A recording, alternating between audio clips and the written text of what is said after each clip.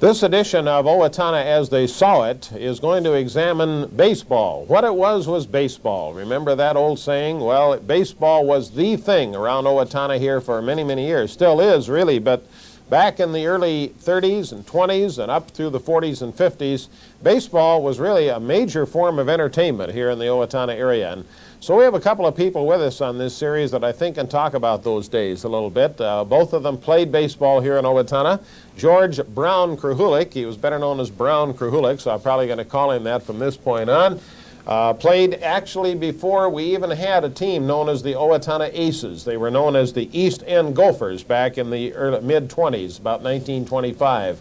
And then we take George's era up to about 1946, and who comes along but a guy by the name of Paul Grass, who is next to him here, who began playing with the Aces in 1947 and played with them until 1954. So I think these guys are pretty good historians of baseball in Owatonna and what it was and what it meant. Thank you both for coming. We appreciate it. Brown, good to see you. Gosh sakes, 1925. Were you just out of high school then, or what, when you began playing ball? Oh, no, huh? I didn't even go to high school. Oh, you couldn't afford to go to high school. There was only a few people went to high school, the ones that had... See, there was no work in this town, just nurseries, all nurseries, no factories. Oh, I see, okay. Yeah, so you didn't get to high school that way. No, there was just a few on Broadway in the old high school, where the old high school used to be. Okay.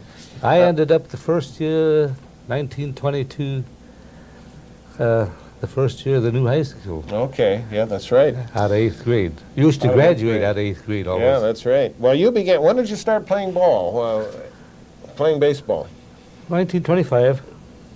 Okay. 1925. And that was a team that was not known as the Aces back then, right? East End Gophers. East End Gophers.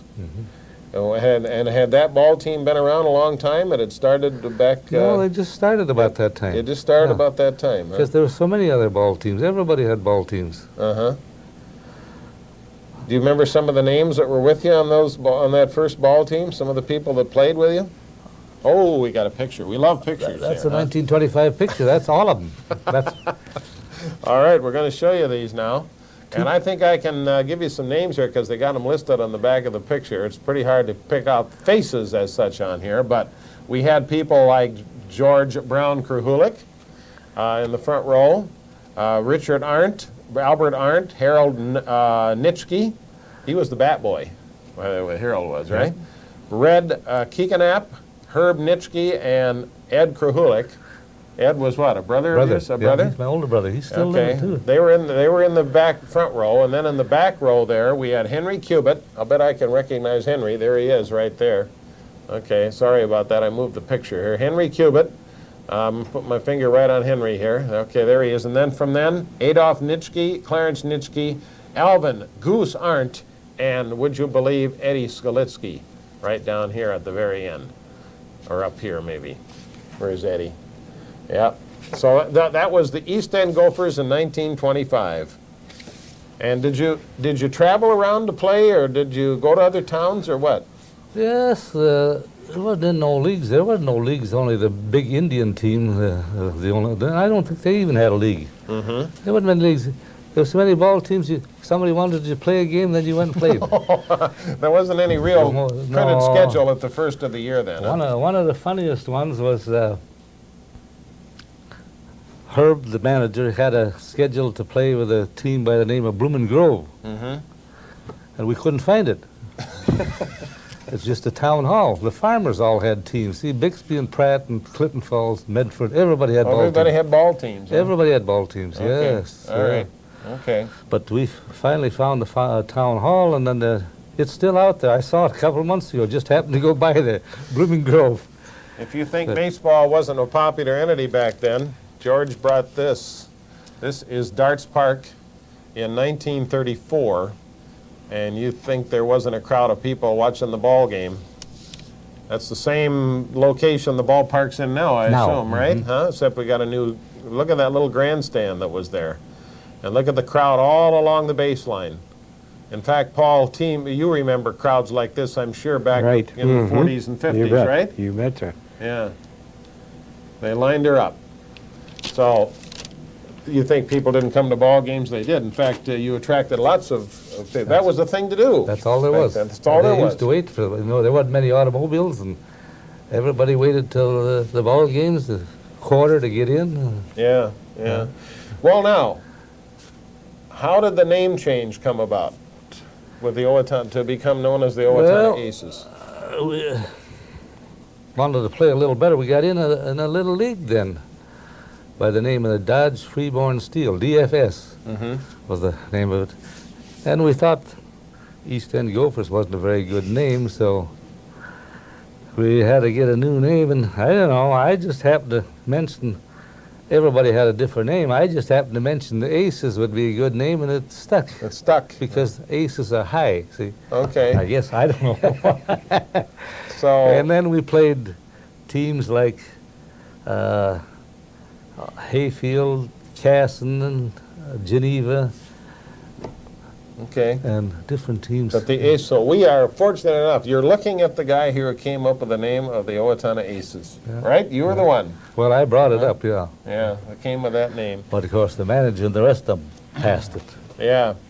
Well, here's a little better picture I think we can show you. And this is 1935 when the Aces, what were you, champions here back then, Brownie? Ah, Or was this just the team? Southern Minnesota champions 1935. Give me that. I'll give you that again, Mike. Sorry. Southern Minnesota champions yeah, 1935. Bozaski was manager then, yeah. Okay. Who was Bob Bozaski was the manager? 35, that's his first year here. Okay. He was manager of Claremont to begin with. Yep. And guys on that team were Bill Guzzi, Alvin Arndt, Werner Yank, Walt Brusick, gosh, what name? Al Voss, Ernie Rosine was the scorekeeper back then, and Rich Arndt, Bob Hahn, M. Bozaski. That must have been M was Mel. Mel, is that a brother of The Bob? catcher, yeah, brother Mel Bob. Gorilla. Mel Gorilla Bozaski. Gorilla was his nickname. Okay. Lefty Dela Hunt and George Krahuler, Brownie here, and Jimmy Pofall were on that team in 1935. And they were then known as the Owatonna Aces. Now, how did you raise money for uniforms? Well, now that you brought that up, I wanted to say about the uniforms. They used to take a hat collection, and get a few quarters and stuff. At one time, I wore a uniform, the merchants sponsored a uniform. Okay, yeah. And I wore Louis Michaels Coast to Coast. Oh, you did? At one time, Louis Michaels was our second catcher. He was a baseball player. Okay. Yeah. Isn't that You something? don't remember Louis Michaels? I think I do, yeah. You bet I do. Coast to Coast, yeah. Okay. So you bought your uniforms from Pass on the Hat and from sponsors then, right? This is the trophy, by the way, from you guys were champions quite a few times, weren't you? Oh, Here's yeah, 1938. The league. This is the state champion trophy. Minnesota State baseball champions 1938. Now, where was that game played? Championship game played, do you remember? Usually they were Lexington Park. We played most Up of the in the Twin Cities? yeah, St. Paul, huh? Yeah, and then the next year you go to, and that was the last year that I ever played. We went to Battle Creek, Michigan. Oh, you played did? there, but For the Nationals? they were all state Yeah. champions of every state. Okay. And but we won the first game and got too big-headed, I guess, and lost the next two. All right, so you stopped playing ball what year? 46. 1946. 1 year after I got a dimey. Okay. Yeah. You just figured it was time to hang it up, huh? Well, I was getting kind of old then Yeah. already. What great memories. And of course, in 1947 was when Paul Grass here entered I was the getting picture, close huh? to 40 then. You were Here's- getting close to 40, yeah? Yeah, what do we got here? There's real quick before we get to Paul. there's another one. Is Bob the manager there? Okay, let me show you this picture. And I don't know where I put my pointer here, but maybe I can show this, okay? There they are. I guess I will just tell you the names of these people. Harry Hoover, George Krahuler, Locke, Al and Rich Arndt, Bill Guzzi, Seymour Erdman, Don Christensen, Bill Stanky, Herb Nitschke, the manager, Red Elliott, and E. Krahuler, which was My brother. your brother, Yeah. right? That was the Owatonna Aces in What year is this here? 1933. The Owatonna Aces. So those are pretty spiffy uniforms you guys had. Oh, Huh? yeah, we had some pretty good uniforms. Yeah, They I must say. They wasn't too bad, but they Well, were... Paul, you remember, of course, before you got on this Aces team, I suppose you watched them as a kid, bet I did. right? You bet. Played ball in high school, or Yes, what? Pretty much. 41 and 42. Okay. Uh-huh. How'd you get involved? Just a second here, before we get more Berkshire. I just want to get the story of Paul here and how he got involved with the Aces. Maybe Bob, not even a second thought that you were going to play ball for well, him. I had hoped to. I Yeah. didn't know if I ever would be able to, but I was lucky enough to get there. Bob Bazowski sent me down to his Claremont Farm Club in 42, 43, and 44. That was his farm club. So I went down to Claremont and played ball there. And then after He had the a war, farm club? Yeah, that was his farm club.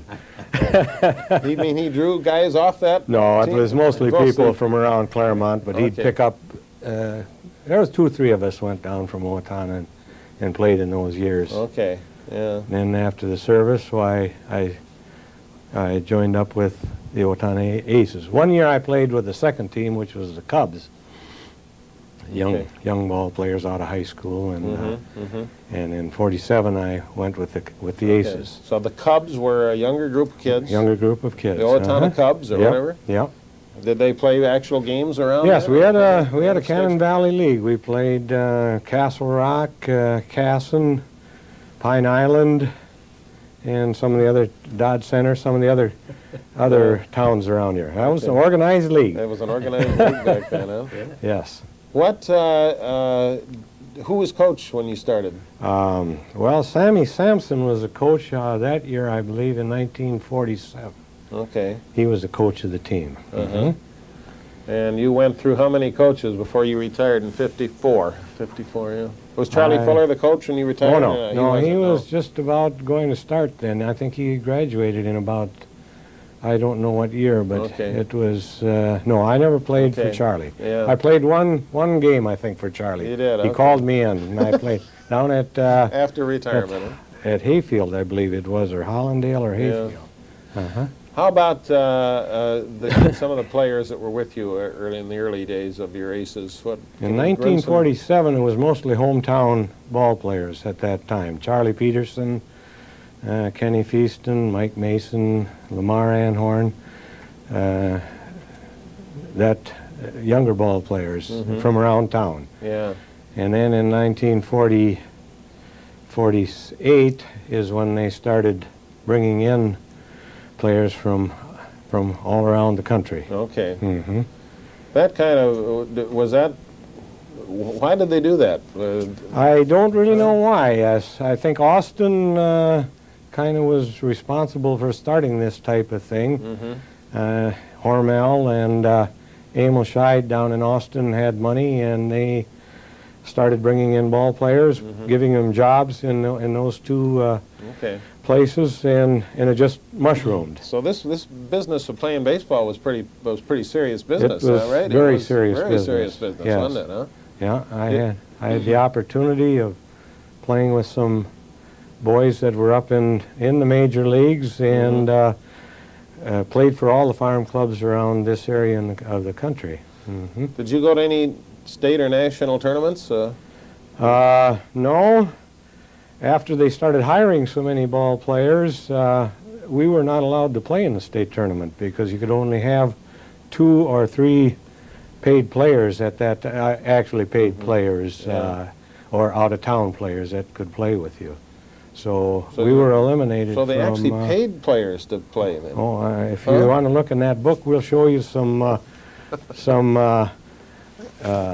budgets for a couple of years. really? I don't know Yeah. just which year they were. Okay. Well, we're going to take a look at some pictures. Before we do that, by the way, our taping date of this show is September the 8th of 1994, and we're talking about the early days of baseball in Owatonna and our series of Owatonna as they saw it. And speaking of uniforms, Paul, why don't you grab that and just hold it up? Because this was Paul Grass's Owatonna Aces uniform. I wonder if you can get into that anymore, Paul. Yes, I think can. you Yeah, could. yeah. I must admit, but this was, That was number 21. how long did you wear that? Well, I suppose all the while after we joined the Aces, Yeah. Okay. Minnesota, what does it say on the state? This is a Minnesota centennial, Okay. baseball centennial in '58. Okay, Uh-huh. yeah. But they were red, and the red stripes and so on were... I don't believe we have the stirrup. Now, these were warm uniforms. I can That, see they were, yeah. Sunday afternoon, 100 degrees in the shade, you had no trouble working up a sweat or loosening up. I'm sure you didn't. No, I'm sure you didn't. I don't have the stirrups anymore, but Okay. or the hat. For God's sakes, isn't that something? Okay. All right, now, got to show you some, we love to look at pictures on this series here. So these are some, now this is the winner of the 51 pennant. Can you reminisce a little bit about that, Paul? Outside of myself and the Bat Boy and the board of directors, I don't believe you'll recognize people my age will know the names. Max Byan, I believe, was on the board. Matt Kelch, Larry Manning, Mutt Matichek, and Anderson was our Bat Boy. Okay. He was in high school yet at that time. But some of the people might remember George Sobek, Wally Reed.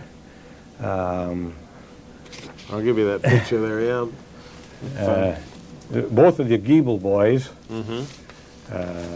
Outside of those, I don't imagine many people will Yeah, so some of those kids they- were, again, were some of these players paid players now? Oh, yes, they were all paid. They were all paid. In fact, I was fortunate enough that they paid me. Okay. The first year was a split. At It the end was. of the year, what was left was divided among the ball players. I see. I think I got $110 that year. You weren't paid to play, were you, Brownie? $3 a game, yeah. $3 a game. Yeah, you play. Do they still pay them today? I don't believe I don't think so. When did that end? don't When think did that so. end that they were? I would guess along in about 1958 or 59, 57, along in there is when right. when the league pretty well broke up. Okay. And that was the year when I think Waseca and Owatonna went together for a couple of years. But as you say, that was serious. They wanted to win. They, wanted the that, was, best that was players, the name of the game. That was the name of the game, to win, Oh, yeah. right? Yeah, they bought, all of these men on that picture were bought up from farm clubs of Major League Ball. I'll be darned. Yeah, New York Yankees, White Sox. George Sobek was with the White Sox until the day he died, scouting and running the boys' camp up in Superior, Wisconsin. The White Sox had a boys' camp. Yeah. Now, this is another picture here. This actually picture came before even Brownie was involved. This was a picture said they were tops in southern Minnesota 26 years ago. Well, this was in the May 1950 paper, but this was the 1924 ball team. And I was curious, I got a kick out of the first line. It was strictly amateur baseball. That was means they weren't paid, apparently. Well, what little cash came in went right out to pay for new or repair old baseballs. Players furnished their own bats and uniforms as well as gloves. Did you supply your own bats and uniforms No, ever? we You all didn't. had those Just a glove and supplied, shoes. Just a glove and shoes. Yes, sir. Yeah. Brown, did you supply your own? Same thing. Is that right? Yeah, that's all. The Yeah. same thing, yeah. Now there's a black baseball player here on this team, and that was Henry Brown. Henry Brown. Right? Yeah. Tell me about what you remember about Henry Brown. Did you play with Henry? No, I shagged balls back that used to have that big grandstand bat in Northeast.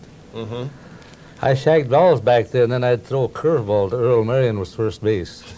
Earl Marion played first base. Harley Huber second base, Mac McGarren shortstop, Otto Deppie third base, and then Frosty Birch was the pitcher. He was the barber and Steve's cigar store. Okay. And then there was Bill Misgan, Bailey Sukup, and Henry Brown in the outfield. Of course, then after that they started hiring different players too, just like you said. Huh? that's what Did kind you of. play with Henry? Oh, no. You didn't play. That was. I knew of him. And You knew of him. Oh, yes. What years did he play then? Henry Brown? Yeah. Before I did.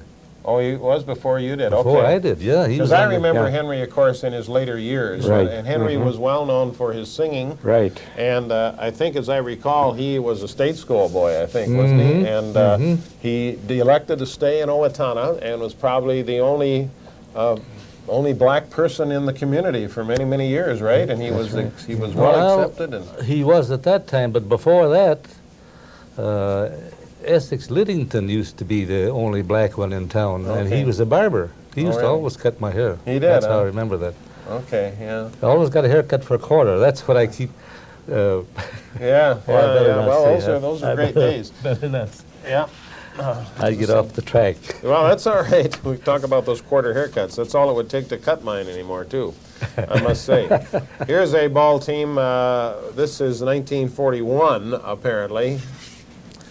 Brown, can you tell me about... That's the one I can't tell you anything about because I forgot all about baseball. I was worrying about the day I was going to get in the Army. I wasn't on that team, only the picture. Yeah. I was in the Army in 41. Yeah, okay, so whatever, this was a 1941 ball team. The numbers, Paul, were great. The numbers of guys, you know, I know this day and age, once in a while you even hear of a game that has to be forfeited because not enough players showed up or there was things going on the weekends, but it seems like that you had plenty of players all the time in those days, right? Of course, if you were paid, I suppose you were paid by the game, maybe, right? Well, you had to sign a contract, and they paid you so much by the month. And but some of the players, when they would bring a player in now and then and pay him by the game. I remember in 1951 when it looks like we were on top and we were going all the way. Jimmy Pufall did bring in a pitcher from the East Coast, and he was paid by the game. Is that right? Yes. Boy, it had been tremendous competition. People would come to see these people, I assume. What do you remember about the crowds that used to watch the ball games? If I could put my hand on it, there was a very interesting article in there. Here, I'll give you these books if you want to just grab it there real quick, yeah. I don't remember just which book it was in, but there was quite an article in here in the Minneapolis paper about crowds. There was nothing to have.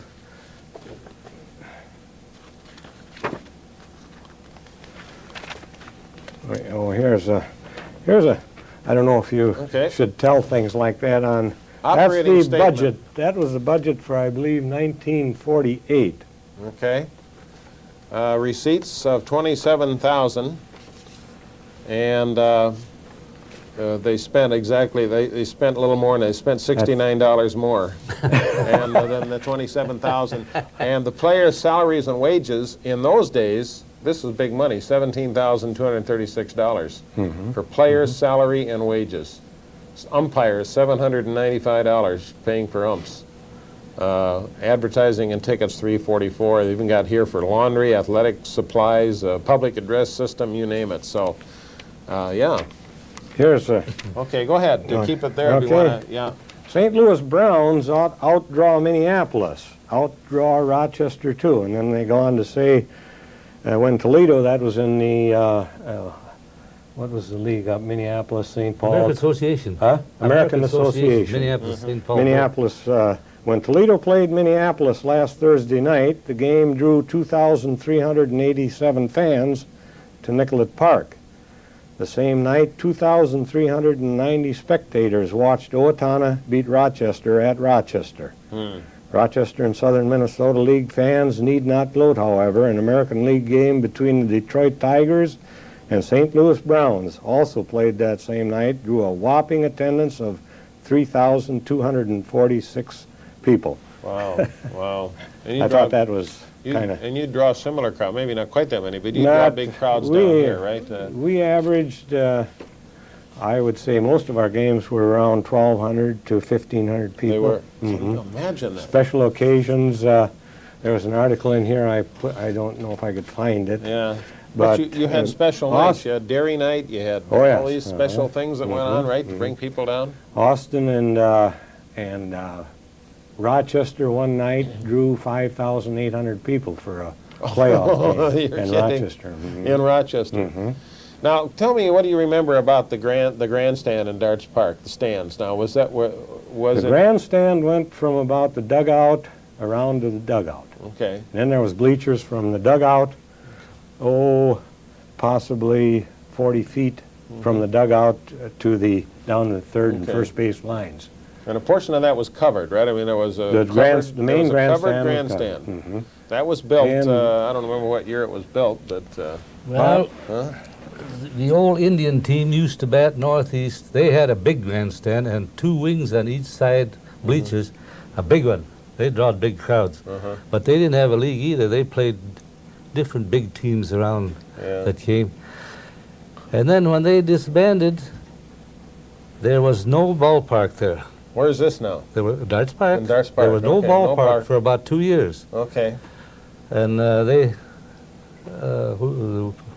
can't mention names of people that were on the board. Yeah. They wanted all flowers all over down there. So there was no ball diamond ball there for diamond. about 2 years. Then people, the businessmen, and my dad was caretaker at that time. They kind of talked the park board into building a grandstand and from the other corner. It was only built for 200 to start with. Is that right? Huh. And then the diamond was there. All we had to do, Herb Ditchke, that's on that team when we went into DFS, that's what we had to do, is get Yeah. that diamond going so we could play there. And So, but the stands now. Do you remember one when you were playing? Was it already built? There was No, it was already the way it is now. Well, the way it is now. Mhm.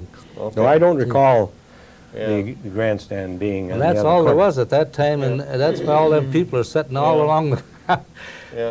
But when Bazaski come, he was a Bob Ozowski was a big baseball he was a backer, wasn't he? go-getter. Yeah, he They was, built yeah. big bleachers on both sides and Yeah. had a big place there. You bet. Paul, what's your fondest memory of playing with the Aces? I think just the fact that I played with so many real good ball players that that went on to play Major League Ball. Mm-hmm. Moose Gowan, we played against him in 1950. Okay. In fact, he played all year down at Austin, and that when our league was over, he was playing with the New York Yankees. That was the first year he left the University of Purdue. Yeah. And there's many others. Harry Elliott was a ball player that went up to the major leagues. Paul Giel, I played against Paul Really? Giel. Oh, yes. You did? And just the fact that I was able to play against so many good ball players. And apparently you were really proud to say you played for the Aces, right? And Yes. Owatonna was a major contributor in the baseball world, right? In Very southern much so. Minnesota. Mhm. No doubt about it. Before we leave, I think we should just quickly mention Lefty Ringhofer, because Lefty was, of course, a writer with the Owatonna People's Press. He was an era, certainly, and what a fine backer of baseball he was, right? There he is, right there, in that 19. This was a 1938. That's the And there's 38 Lefty. championship, yeah. Yeah, there's Lefty sitting right there in the. What Yeah. was he? Manager or something, or what? Well, he was kind of on the board of directors. Okay, on the board of directors. We always used to have 4 or 5 on the board of directors. Yeah, boy, Lefty could write baseball. Yes, he Oh, could. yeah. Yeah. He did a lot for baseball in Owatonna. Yeah, he sure did. Well, those days are probably and I'm sure Paul and Brown here can both relate to the fact that they could see the era come when the baseball, because of all the competing things that are going on in a person's lives today, the crowds are down from what they used to be, right? And Yes, but the Aces have continued to live on, and I guess they could have very easily been scrapped and not have a ball team here anymore, right? I think thanks to a guy by the name of Charlie Fuller, maybe. Just what I was going to say. Huh? Thanks to Charlie Fuller, he's Yeah. kept the thing going. Yeah. I just talked to him the other day. He's been manager for 28 years, he told me. Yeah. I saw where he was in 1968 when he was manager, Yeah. so it's close to 28 28 years, so you years. got to give him credit for Yes. all that time. Yeah. And now he's retired. Now he's retired, and he said he's going to put in more time with Still, the. yeah, he told me it takes a lot of work to fix the diamond up and everything. He's still going to do it. He's still going to do I it. said, good So for you. It's a good way to say a tribute to a person who meant an awful lot to the Owatonna Aces organization. Look at our time; it's gone by. We thank Brown, Krahuler, and Paul Grass for reminiscing how they remember baseball, as it was certainly big here in Owatonna in the early years. Once again, with Brown here, 1925 to 1946, beginning with the East End Gophers and going through the Aces, and of course Paul Grass, 1947 to 1954. You'll never forget those years, right? Huh? No. Yeah, you bet. It was great. Thank He's you. a backstop. You bet. He was a backstop. Yeah. Okay, guys, thank you very much.